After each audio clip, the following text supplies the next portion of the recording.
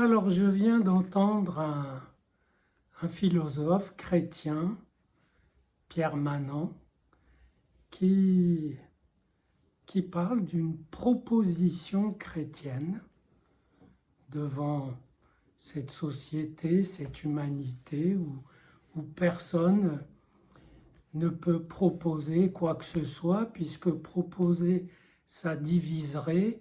Or, tout le monde voudrait être uni et la séparation serait exclue. J'en doute. Au contraire, ce qu'on observe, c'est beaucoup plus complexe, plus riche. C'est à la fois l'envie de se rassembler et de se séparer des autres, qui ne sont pas rassemblés sous la même étiquette, sous le même drapeau. Donc, ce qu'on observe, c'est des reconstitutions factices d'une origine, d'un œuf initial qui serait un point de départ, une identité solide qui pourrait rassembler ceux qui y croient et qui pourrait pourfendre, critiquer ceux qui n'y croient pas, avec des alternances, des battements, des va-et-vient entre l'une et l'autre position. Et de sorte que, allons-y, proposez.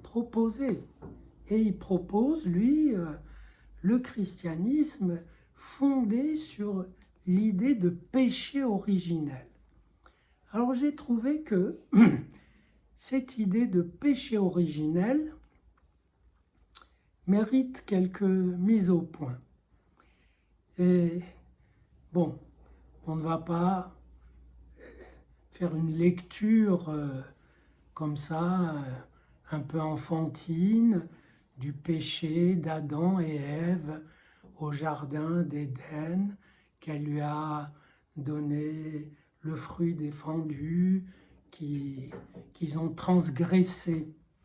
Je vous ai déjà dit maintes fois que dans l'Ancien Testament, ça n'était pas un péché, c'était un acte. Ils ont fait acte de liberté et par rapport aux règles, aux interdits, à l'interdit divin, et leurs yeux se sont ouverts. À la limite, le texte, les scribes du texte seraient presque enclins à suggérer, s'ils n'avaient pas fait ça, leurs yeux ne se seraient pas ouverts et l'humanité n'aurait pas démarré. Ils n'auraient pas connu la sexualité. Voilà. Donc, on va laisser cette lecture un peu élémentaire, mais importante quand même, parce que en même temps, l'Ancien Testament, dans cet épisode, ne profère aucune malédiction sur l'homme ou sur la femme.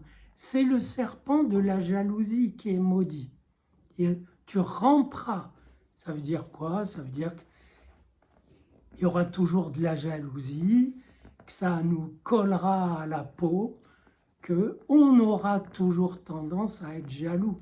Parce que le serpent, c'est le serpent de la jalousie qui s'est érigé dans la petite tête de Ève, de la femme, qui a dit « mais qu'est-ce que c'est que ça ?»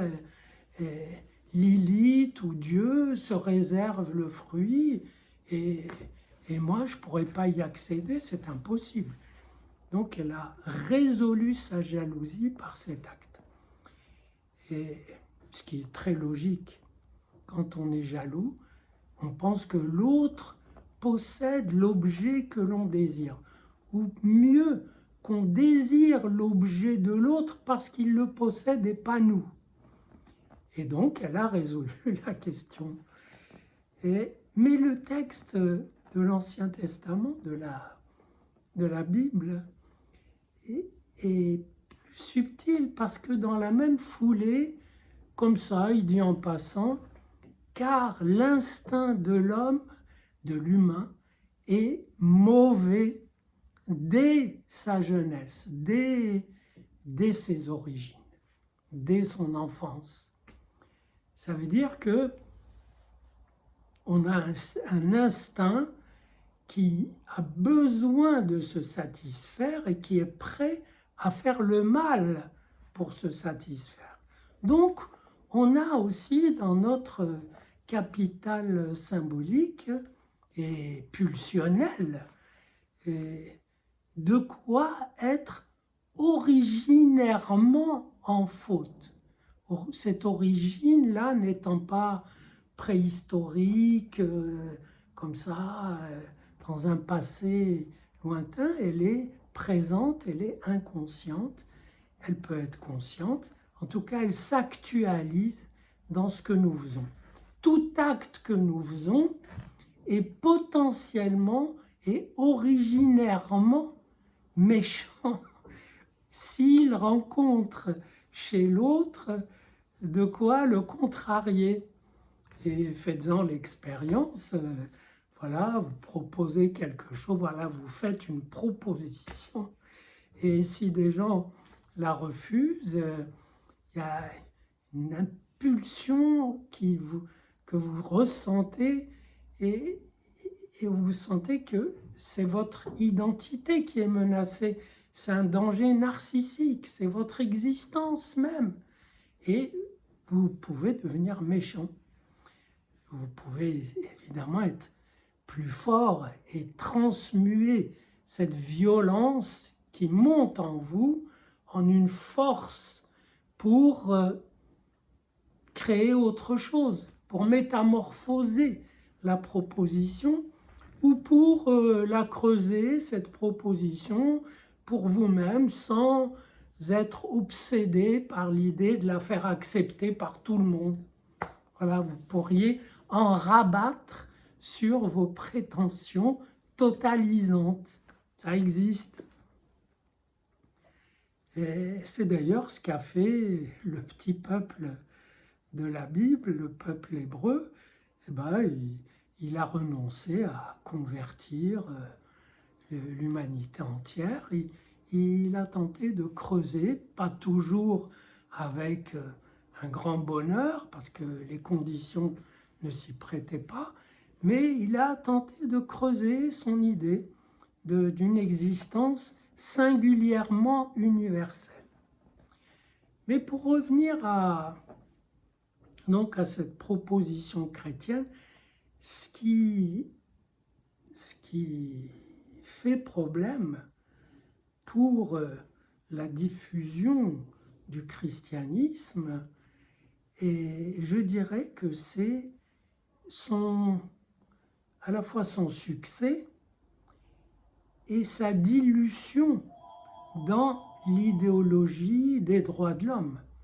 C'est-à-dire que pour rassembler le maximum de gens, le christianisme s'est tout simplement dilué dans un humanisme comme ça, un petit peu light, de plus en plus light pour regrouper tout le monde.